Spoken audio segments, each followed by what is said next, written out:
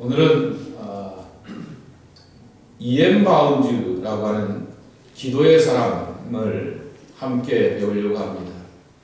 이엠 바운즈 앞에는 항상 닉네임이 붙습니다. 별명이 뭐냐라고 하면은 기도의 사람이라고 하는 그러한 이름이 붙게 됩니다. 이분이 발간된 책이 살아계실 때는 2권이었고 또 나중에 사후에 제자들과 주변의 사람들이 발간하였던 책이 11권입니다. 근데 이 11권 책 가운데서 9권의 책이 뭐냐라고 하면 기도와 관련된 책입니다. 그래서 그의 별명이 기도의 사람이라고 하는 것인데요. 참 감사하고도 놀라운 것은 이 이엠 바운즈의 책들을 쭉 보게 되고 저희 집에도 한 2권이 있고 영어 사이트에 가게 되니까 이엠 바운즈와 관련된 아티클만 쭉 모아놓은 그 사이트가 있어서 계속해서 몇 권 이렇게 찾아봐서 읽고 하게 되는데 그 글을 보면서 이제 깨닫는 것이 뭐냐라고 하면은 우리가 흔히 기도에 관한 이렇게 많은 말씀들이 있지 않습니까? 웨슬레는 어떻게 기도하였고 누턴은 어떻게 기도하였고 누구는 하면서 이런 기도에 관한 표현들 그 모든 것들을 향하여서 총정리한 사람이 바로 이엠 바운즈인 것을 보게 됩니다. 그래서 우리나라 말로도 기도의 전집이라고 하는 그러한 말로 이분의 이엠 바운즈의 책이 이렇게 번역이 되어 있는 것을 볼 수가 있습니다. 9권 이렇게 나와 있죠. 감리교 목사였고 그리고 나중에는 감독까지 하게 됩니다. 근데 원래는 신학교는 나오지 않고 변호사였다가 이제 은혜를 받고 교회 공동체 안에서 이제 아주 옛날 사람이니까 그런 일이 있게 되었죠. 그렇게 교회 지도자로 세웠고 목사가 된 다음에 또한 감독까지 하게 되었습니다. 근데 사연이 하나 있습니다. 어떻게 이분이 변호사에서 목사가 되었냐라고 하게 되면은 그의 고향이 어디냐라고 하면은 세인트루이스, 이 미저리주에 있습니다. 그러니까 시카고에서 서쪽으로 한 3-4시간 가게 되면은 세인트루이스라고 하는 그러한 곳이 있습니다. 지금은 아주 대표적인 흑인 동네가 되고 공공범죄율이 높은 동네가 되었지만은 아주 중심 도시 가운데 하나인 것이죠. 근데 그 지역은 어디 공교롭게도 남부 쪽에 속하였고 남부 감리교가 들어왔습니다. 여러분 미국의 감리교가 남북으로 갈라졌던 이유는 노예제도 때문이었던 것입니다. 노예제도를 반대하는 데가 북군이었고 북감리교였고요. 그리고 노예제도를 찬송하는 데가 남부 쪽이었고 남감리교였습니다. 남북과 감리교회가 갈라지게 되었던 이유는 하나밖에 없습니다. 노예제도에 대하여서 어떠한 관점을 갖고 있느냐라고 하는 것이죠. 근데 그 지역은 그리고 그 속에 고향내에 속하게 되었던 교회들은 남감리교회에 속해져 있게 되었습니다. 근데 이 양반이 변호사이지 않습니까? 명망가이다 보니까 누군가가 500불 정부 지원 도네이션 리스트에다가 남부군 남쪽군을 지원한다라고 하는 그곳에다가 이름을 올려놓았어요. 내가 손들고 내가 500불 도네이션 하겠습니다 라고 하는 것도 아닌데도 불구하고 누군가가 그렇게 이름을 올려놓게 되었던 것이죠. 그러니까 그가 거절을 하게 됩니다. 내가 도네이션 하겠다고 남쪽군을 향하여서 사실은 교단이 남쪽에 속하여서 이 교회에 참석하게 되지만은 개인적으로 나는 노예제도에 대하여서 찬성하는 사람이 아니기 때문에 결코 그것을 향하여서 지원할 수가 없습니다 라고 하게 되었습니다.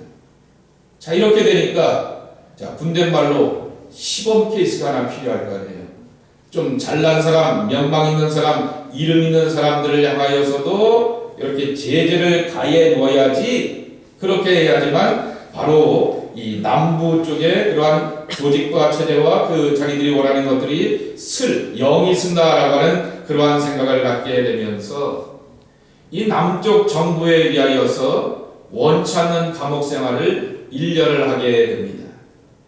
신실한 신앙인이었고 변호사였는데 자기가 개인적으로 실수하고 잘못하고 문제를 만들어서 감옥에 갇히게 되었으면 내 죄값이 있으니까 라고 할 텐데, 자기들이 꾸며놓았다가 꾸며놓은 것에 대하여서 동조하지 않는다라고 하여서 이 이엔 바운드는 남쪽 정부에 의하여서 원치 않는 감옥 생활을 1년 동안 하게 됩니다.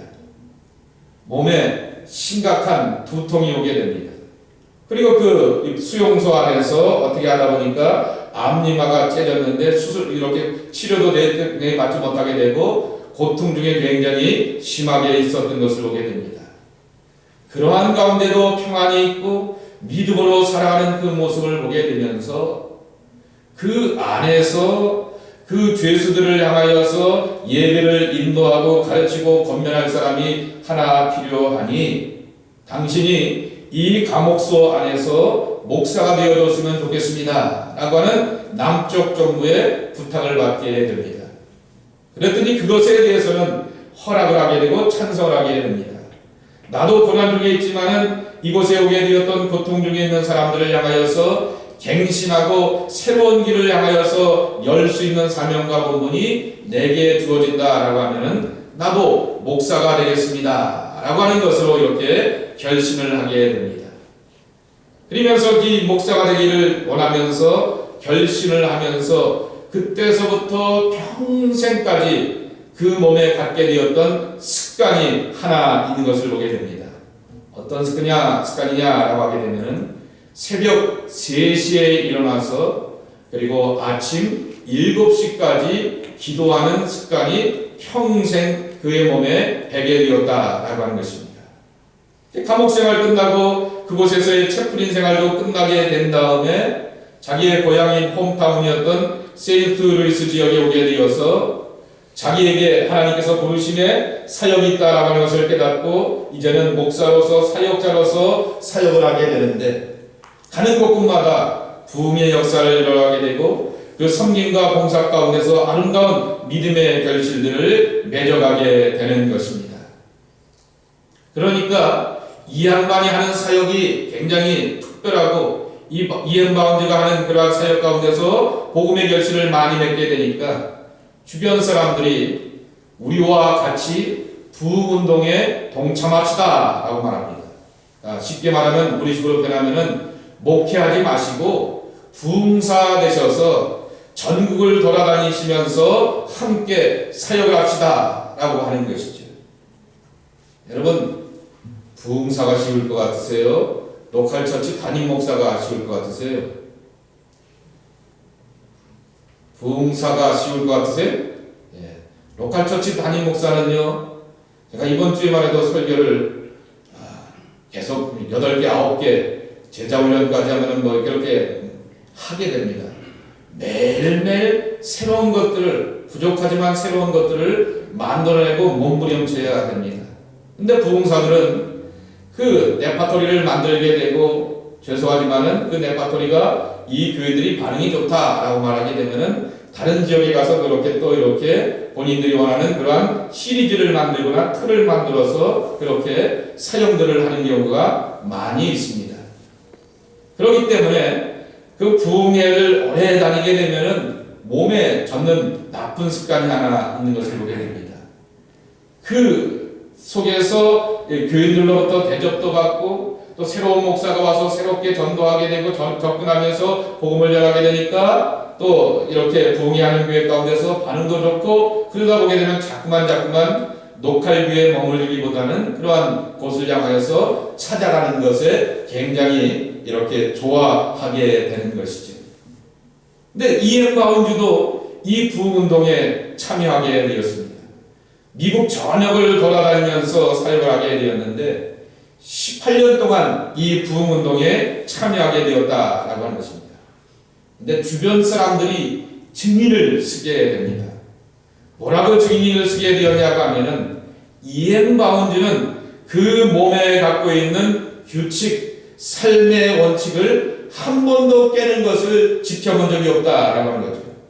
교회가 자기 교회가 아니고 여기저기 돌아다니게 되니 사람들이 다 이렇게 좋은 호텔에 머물기도 하고 깨끗한 숙소에 머물기도 하면서 편안하게 자기도 하고 뭐 다른 것들도 없음에도 불구하고 항상 새벽 3시에 일어나서 아침 7시가 될 때까지 4시간 동안 규칙적으로 기도하고 기도하는 것을 한 번도 깨본 적이 없다라고 하는 것입니다.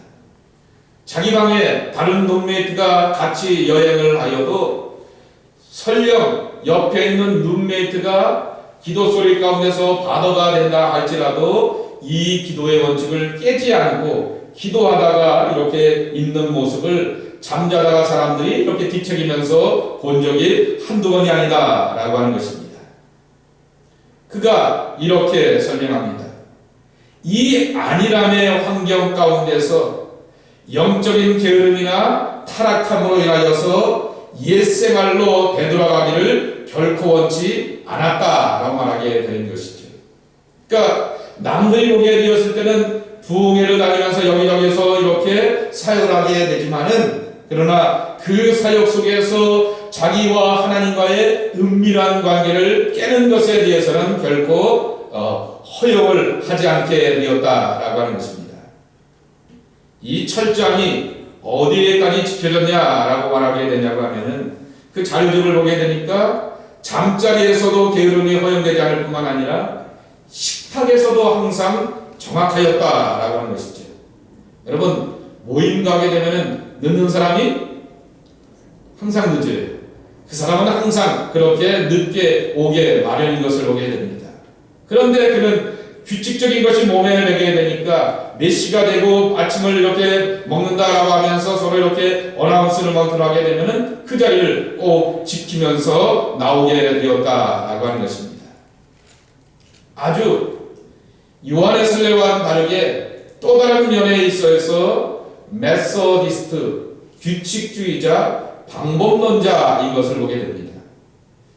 이 감리교라고 하는 말로 누가 번역을 해놨는지 이 메소디스트라고 하는 말을 왜 감리교라고 이렇게 번역을 해놨는지 몰라요. 아마도 장로교의 조직과 행정체제와 비교되면서 감리교를, 메소디스트를 감리교라 이렇게 비교해 놓은 것 같은데요. 장로교는 노칼처치의 개체교회의 장로들이 교회를 책임지게 되는 거죠. 그렇지만은 감리교라고 하는 메소디스트라고 하는 말의 정확한 의미는 뭐냐라고 하게 되면은 규칙주의자들, 방법론자들이라고 하는 말로서 이렇게 이름을 붙여야 된다라고 하는 것입니다. 우리가 신앙생활에 되었을 때 왜 기도에 응답이 없을까? 지난 주일에도 설교 때 잠깐 말씀을 드렸듯이 왜 우리의 삶 가운데서 기도 무용론을 펼치는가라고 하는 거죠. 내가 3일 금식도 해봤고요. 일주일짜리도 해봤고요. 열흘짜리, 21일짜리, 40일짜리 금식기도 해봤고 작정기도를 이렇게 해보기도 하고 또 어디 가서 이렇게 기도원에 가서 집회에 참여하게 하기도 하고 기도하는 뜨거운 사람 또 옛날에 현신의 권사와 같이 기도의 은사와 예언의 능력이 있는 그런 분 밑에 가서 머리 비밀고 안수를 받아왔지만은 기도다 소용이 없더이다 라고 하는 것에 대하여서 기도 무용론을 펼치게 되고 지속적인 기도에 실패하는가 라고 하는 거죠. 기도에 실패한다 라고 하는 얘기는 잘못 말하게 되면은 기도가 소용이 없습니다 라고 하는 말을 하게 되는 것은 잘못 말하게 되면은 하나님은 살아계지 않습니다 라고 하는 말로도 될 수가 있다 라고 하는 것이죠.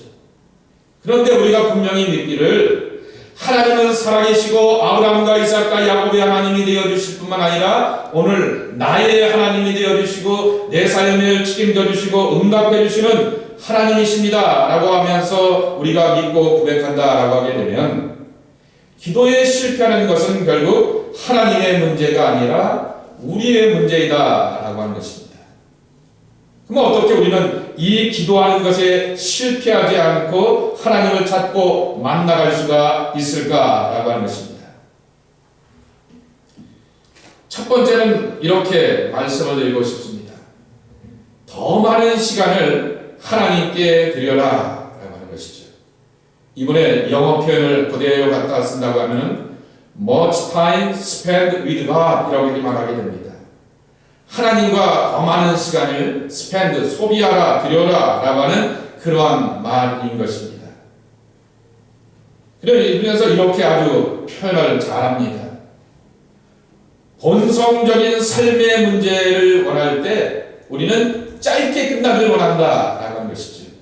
어떤 고통이 있고 어떤 육신의 아픔이 있고 어떠한 갈등과 집안의 어려움이 있게 되면은 빨리 끝나고 빨리 지나가기를 원하는 것이 우리의 마음 아니냐라고 하는 것이죠. 그래서 또 재미나기를 본성적인 삶의 문제 앞에서 짧게 끝나기를 원하는 것처럼 대표 기도는 짧고 본질적인 기도만을 드려야 된다라고 이렇게 말씀을 합니다. 그러나 우리에게는 우리 마음의 소원과 간절함의 내뿜음을 담아서 소리를 외치면서 기도할 충분한 시간과 공간이 필요하다라고 이렇게 설명하게 됩니다. 내 소원과 내 간절함을 내뿜는 그러한 소리로 외치고 선포하기 위해서는 바로 기도해야 할 만한 영어 표현을 보게 되면 앰플룸이라고 이렇게 표현해 놓았습니다. 룸이라고 하는 말이 공간이 될 수도 있지만은 시간이 되기도 하지 않습니까? 충분한 그러한 여유를 우리가 만들어 놓아야 된다라고 하는 것이죠. 성공적인 기도의 비밀, 흔히 말하는 응답받는 기도의 비밀은 하나님과 더 많은 시간을 보내는 데 있다라고 이렇게 강조합니다. 그래서 이번에 책에 보게 되면 항상 예로 드는 사람이 하나 있는데 창세기 32장에 나오게 되는 야곱입니다. 창세기 32장 10절 말씀에 보게 되면 하나님께서는 이미 야곱에게 뭐라고 약속하시고 축복하셨냐라고 하면은 주께서 말씀하시기를 내가 반드시 내게 은혜를 베풀어 내 씨를 바다에 셀 수 없는 모래와 같이 많게 하리라 이렇게 약속하셨다라고 하는 것이죠. 내가 죽으면 내 씨가 어떻게 바다의 모래와처럼 많겠습니까? 나도 살리고 그리고 또한 내 자식들과 후손도 살리고 보존하시고 축복하여 주셔서 바다의 모래와 같이 그 씨가 많을 것이다 라고 이렇게 약속하여 주셨는데 오늘 야곱이 창세기 30장 여러분 그 말씀의 배경 잘 아시죠? 20년 만에 드디어 형 에서를 만나게 됩니다.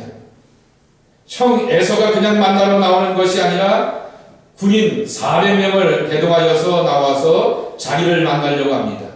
형이 나오는데 왜 그냥 나오면 될 텐데 군인은 왜 데리고 나오겠습니까?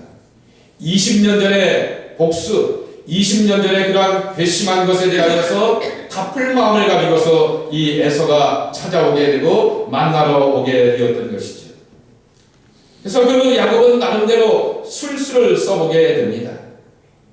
많은 재산을 형님께 보여주면서 형님 지난달에 내가 형님의 장자의 축복을 뺏어가게 되었는데 하나님께서 이만큼 축복해 주셨으니 내 재산의 소중한 부분들입니다. 받으십시오. 형님 것으로 여기십시오. 라고 하면서 마음을 돌려보려고 하게 되지만은 형의 마음이 돌아서질 않게 됩니다.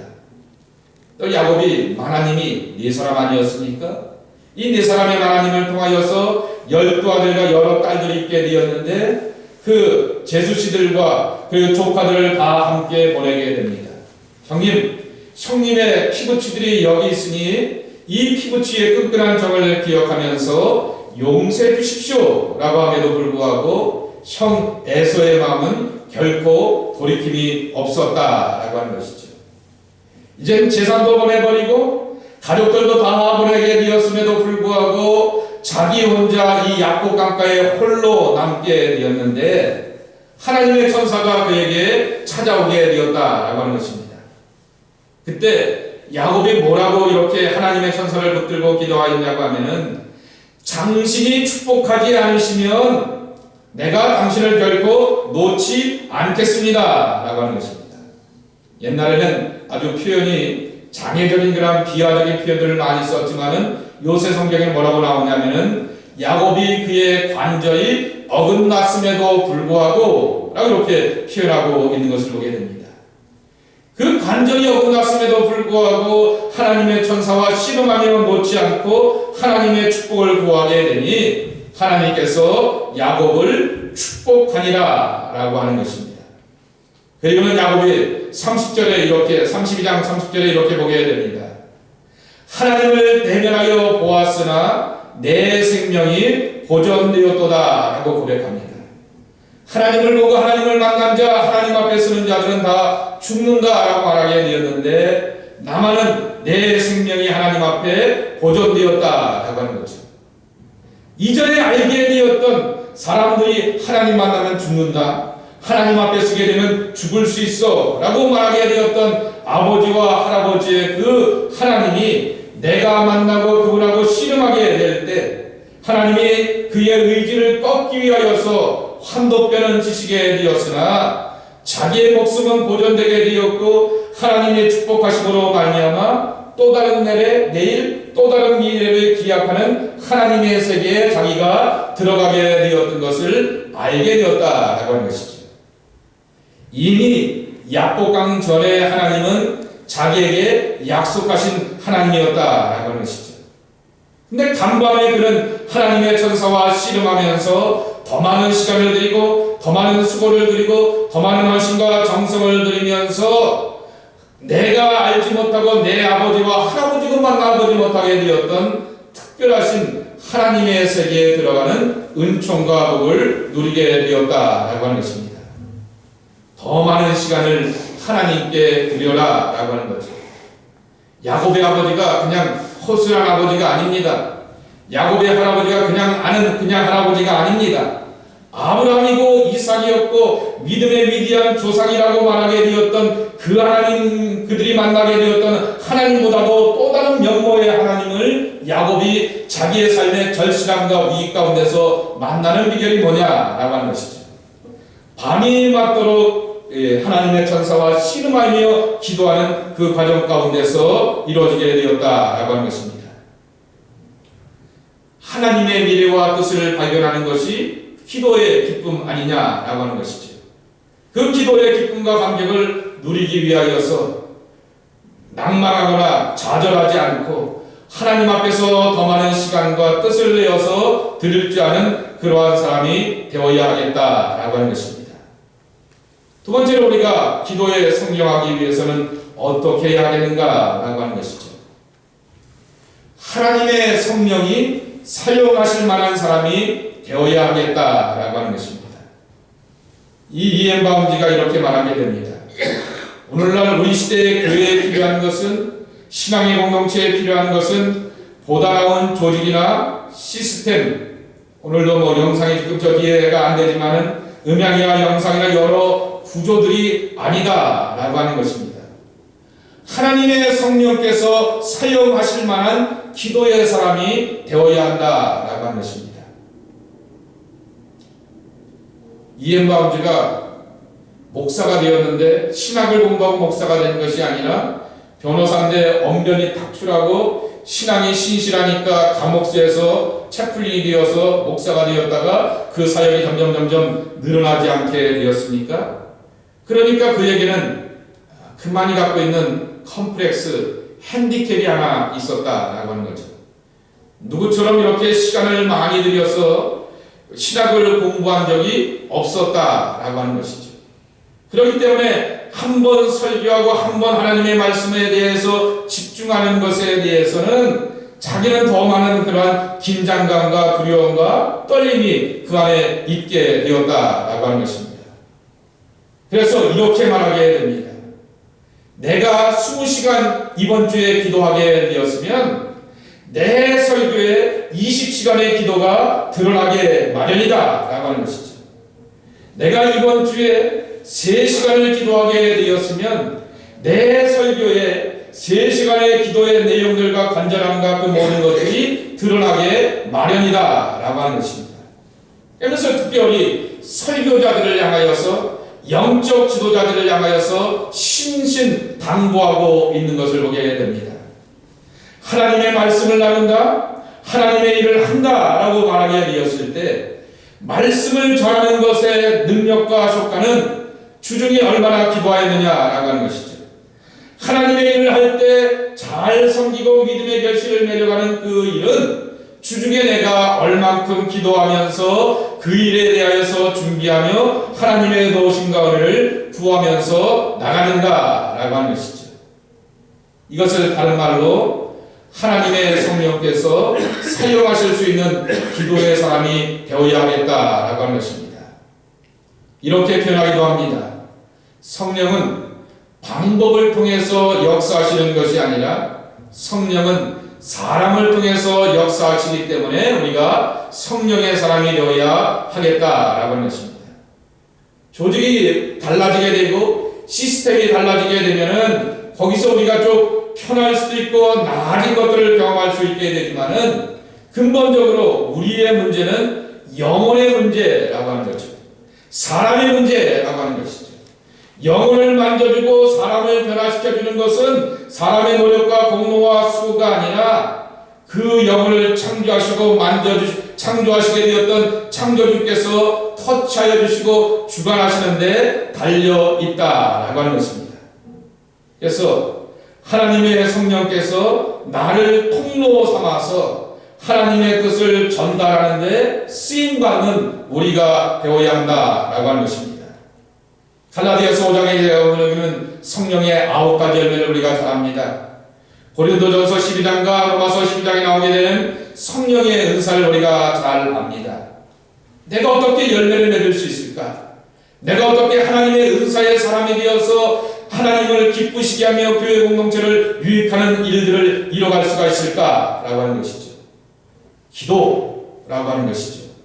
그것이 하나님과 나를 맺어주는 끈적끈적한 관계가 되고 하나님이 일하실 수 있는 귀한 통로가 되고 방법이 되어서 하나님의 일하심을 증거하게 된다라고 하는 것입니다. 세 번째로 우리가 어떻게 하면 또한 기도의 사람이 될 수가 있을까라고 하는 것이죠. 기도의 사람으로서 우리가 더 나갈 수 있는 것은 나의 눈물을 닦아주시는 하나님을 경험하는 데 있다라고 하는 것입니다. 여러분 우리가 중보기도 하지 않습니까? 다른 사람들을 얘기해서 중보기도 하는데요. 지구의 평화를 위해서 기도합시다 라고 하게 되면 참 멀고 와닿지 않습니다. 그러나 우리가 살고 있는 피나다 땅을 위해서 기도합시다 라고 말하게 되면 내 아이들이 이렇게 살고 있는 그 속에서의 교육정책과 이런 것들을 보면서 이번 주에 선거가 있게 되었던 것처럼 선거 가운데서 어느 정당이 이렇게 되고 이렇게 교육정책과 문화가 바뀌어왔으면 이라고 하면서 내 몸에 오게 되는 것이죠.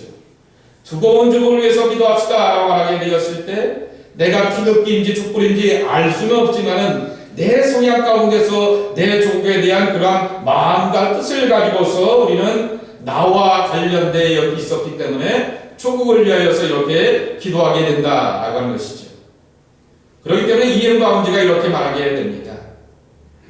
우리가 다른 사람들을 위하여서 많이 기도하게 되지만은 신앙이라고 하는 것이 근본적으로 하나님과 나와의 관계이듯이 기도의 고백은 결국에 가서는 나의 관계에 대한 것에 대한 하나님의 뜻을 찾아가는 것에 있다라고 하는 것이죠. 그런데 나라고 하는 사람들은 어떤 사람이냐고 하면은 제약이 많은 사람입니다. 인생의 절망을 경험하는 사람이기도 합니다. 삶의 사연과 유한함을 경험하기도 하고 눈물을 경험하기도 한다라고 하는 것이죠. 근데 기도를 통하여서 무한하신 하나님의 손길과 통치를 경험하고 그의 사랑으로 우리를 만져주시고 우리의 삶을 변화시키는 것을 경험하게 된다라고 하는 것입니다. 그래서 또 하나 우리에게 필요한 것은 인생의 사소한 것까지도 소소한 문제까지도 하나님은 관심을 갖고 있기 때문에 하나님께 내어 맡기는 기도를 드려야 한다라고 하는 것이죠. 대학을 갈 때 이 대학을 갈까요? 저 대학을 갈까요? 비즈니스를 열까요? 말까요? 라고 하는 중요한 문제뿐만 아니라 오늘 내가 밥 한 끼를 먹고 또한 그 속에서 담겨진 것 가운데서 의미를 찾는 것조차도 기도하면서 감사하면서 하나님께 나가면서 나와 관련된 모든 삶의 문제 가운데서 하나님의 통치와 하나님의 영역으로 내어 맡기는 우리의 삶이 되어야 한다라고 하는 것입니다. 성도들에게는 눈물 나는 사연들이 있다라고 하는 것이죠. 그것은 모든 유한한 인간들이 경험하게 되는 삶의 한계들의 그 결과들이라고 하는 것이죠. 가정 속에서 육체 가운데서 기업을 하다 보게 되면서 세상의 여러 가지 사람들과의 관계 속에서 다 저마다의 눈물 나는 사연들이라고 하는 것입니다. 그런데 그것을 헤아려주고 눈물을 닦아주시고 갚아주시는 하나님의 손길이 있다라고 하는 것이죠. 그 하나님의 손길과 다독거림과 만져주심을 어디서 경험하느냐라고 하는 것이죠. 그것은 바로 기도라고 하는 것입니다. 그래서 기도를 한번 따라해 보실까요? 하나님이 기뻐하시는 기도. 하나님이 기뻐하시는 기도. 네. 내 문제가 이런 문제든지 저런 문제든지 간에 문제를 갖고 하나님 앞에 나오게 되면은 하나님은 기뻐하신다라고 하는 것이죠. 네 힘으로 안 되지라고 하는 거죠. 네 능력으로 풀지 못하겠지. 네 경험과 알고 있었던 모든 것들로 감당 못하겠지라고 하면서 나와 관련된 문제를 가지고서 하나님 앞에 나오게 되면 하나님 앞에 내어 맡기는 그 마음과 자세를 하나님께서 기뻐하시면서 정말 하나님이 기뻐하시는 기도가 될 수밖에 없다라고 하는 것입니다. 그러면서 그분이 예를 드는 사람이 누구냐라고 하게 되면은 이사야서 38장에 보게 되면은 히스기야의 기도라고 하는 것입니다. 여러분 잘 아시는 것처럼 하나님의 선지자를 통하여서 이사야를 통하여서 히스기야의 삶이 이제 그만이라고 이렇게 말씀하시게 됩니다. 야, 이제 그만 내 삶은 끝이다 라고 하게 되니까 끝난 것처럼 보이지 않겠습니까? 그런데 하나님께서는 그가 간절한 마음으로 기도하고 자기의 얼굴을 벽을 향하여서 그 왕권으로서 권력을 갖고 사람들 앞에서 휘둘면서 나를 위해서 중보에 기도해라, 제사장이여 나를 위해서 제사드려라 라고 이렇게 요청한 것이 아니라 자기의 문제를 가지고서 자기 하나님 앞에 벽을 드밀면서 기도하게 되었을 때 하나님께서 그의 삶에 15년을 연장해 주셨지 않았느냐라고 하는 것이죠. 그때 우리는 하나님이 뜻을 바꿨다라고 생각하게 되는데 아니다라고 하는 것이죠. 더 정확하게는 히스기야가 이전까지 갖고 있게 되었던 삶의 태도를 바꾸기 위하여서 네 생명은 이제 그만이라고 하는 그러한 말씀을 하시게 되었다라고 하는 거죠. 그런데 자기의 목숨이 그만이라고 하는 그 하나님의 선고 앞에서 간절함을 가지고서 자세를 바꿔가면서 내가 이제까지 권력에 취해왔고 아니라는 신앙에 취해왔고 믿음의 사람이라고 사람들로부터 대접받고 존경받으니까 그냥 그렇게 믿으면 되겠지라고 생각하다가 아차 싶어서 하나님 앞에 정신을 차리면서 뭐라고 고백합니까? 이사야서 38장에 보게 되면은 하처럼 제부처럼 울부짖으면서 기도하였나이다 라고 이렇게 고백하고 있는 것을 보게 됩니다. 그런 기도를 들게 되는 삶의 태도와 자세를 바꿔가게 되니 하나님은 하나님의 뜻으로서 그의 삶을 연장시켜 주셨다라고 하는 것입니다. 자, 그것을 오늘 본문에도 한번 찾아보려고 합니다. 하나님께서 선지자 예레미야를 통하여서 이스라엘이 더 정확하게 보게 되면은 남유다가 망할 것이다 라고 하는 얘기를 하게 됩니다. 그래서 10절 말씀에 보게 되면은 바벨론에서 70년이 차면 그랬습니다. 아니 표현이 정확한 표현 아니겠습니까? 70년이 차면이라고 하는 거죠. 하나, 둘, 셋, 넷, 다섯, 여섯, 일곱, 여덟, 아홉, 열 하면서 쭉 쉬다가 1년, 2년 지난 다음에 70년이 차면이라고 하는 것이죠. 정확하게 표현하게 되면 하나님의 경륜, 하나님의 계획을 말하고 있는 것이죠.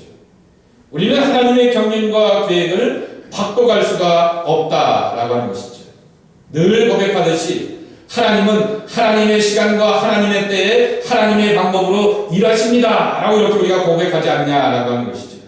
그래서 하나님의 시간은 이스라엘이 바벨론에서 포로 생활이 70년, 이것이 바로 하나님의 시간이라고 하는 것이죠. 근데 하나님께서 이스라엘 백성들에게 요구하신 것은 뭐냐라고 하는 것이죠. 13절 말씀에도 있는 것처럼 너희가 온 마음으로 나를 구하면 나를 찾을 것이요 나를 만나리라 라고 하는 것이죠. 하나님의 시간은 변함이 없지만은 70년이라고 하는 하나님의 시간은 참여는 하나님께서 하나님의 뜻과 계획 가운데서 역사하시고 이스라엘 백성들을 인도하시게 되겠지만은 하나님을 만나는 것이 더 중요하다라고 하는 것이죠. 하나님과의 깊은 교제 그리고 하나님과의 관계를 맺는 삶이 더 중요하다라고 하는 것이죠. 하나님과의 이 관계를 맺어가는 것 이것을 바로 기도하는 것이다 라고 말하게 됩니다. 그것을 다른 말로 오늘 말씀해 보게 되면 내게 부르짖으며 내게 와서 기도하며 이라고 이렇게 말하게 되는 것입니다. 이엠 바운디가 이 본문을 가지고서 이렇게 표현을 하게 됩니다. 한번 따라해 보실까요? 기도가 없으면 하나님과의 약속은 길을 잃어버린다. 예, 기도를 놓쳐버리게 되면은 하나님의 70년 그냥 가만히 있어도 70년은 갑니다. 고생하면서 가도 70년은 갑니다. 알코올 중독자가 되어서 잊어버리고 살아야지 라고 하면서 술에 취하고 다른 것에 취하고 내가 좋아하는 어떤 오락과 게임과 어떤 그런 이런 것에 취하여서 지나다 보게 되면은 고통과 아픔과 수치스러움의 70년은 지나게 마련이라고 하는 것이죠.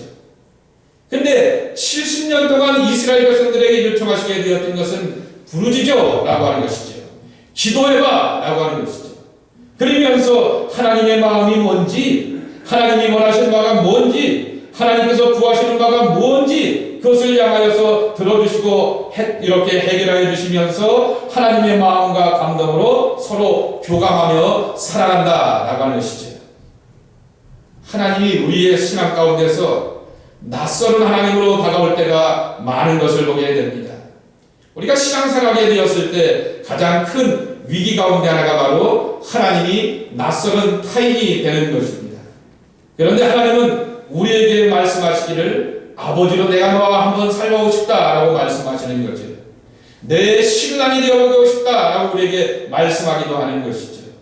내 목자가 되어서 너의 삶에 대하여서 책임져주고 한번 인도해보겠다라고 이렇게 말씀하기도 하신다라고 하는 것이죠. 그러한 이 모든 것의 여정은 바로 기도 가운데 있다라고 하는 것입니다. 저는 이엠 바운지의 삶을 보면서 이 편안하고 등 따시고 배부른 사람이 어느 날 갑자기 정치적인 그러한 물결 가운데 휩쓸려서 감옥소의 사람이 되었던 것을 봅니다. 근데 그 감옥소의 사람 속에서 자기의 소질을 발견하게 됩니다. 내가 하나님의 말씀을 전하고 하나님의 은혜를 나누는데 특별하구나 라고 하는 것을 경험하게 됩니다. 여러분, 인생의 감옥, 육체의 감옥, 질병의 감옥, 환경의 감옥, 사역 가운데서의 감옥들은 다 우리 앞에 존재한다라고 하는 것이죠. 근데 그 속에서 우리는 하나님의 남다른 계획과 부르심을 발견할 수가 있다라고 하는 것이죠. 그리고 또 다른 하나님의 뜻과 계획 가운데서 내가 나가기 위하여서 정말 더 준비하고 철저하게 하나님 앞에 매어달림의 기도의 사람이 되어야겠다라고 하는 것입니다. 그래서 이엠 바운지가 우리에게 기도를 가르쳐 주시게 되었던 것처럼 늘 삶 가운데서 하나님과 깊은 기도를 드리면서 하나님과 교제하고 관계 속에 나가면서 삶의 문제를 헤쳐나가며 승리하는 하나님의 사람들이 저와 여러분이 되어야 하겠다라고 하는 것입니다. 이 믿음의 승리를 이루어가시는 여러분 되기를 예수님의 이름으로 간절히 축복합니다. 예.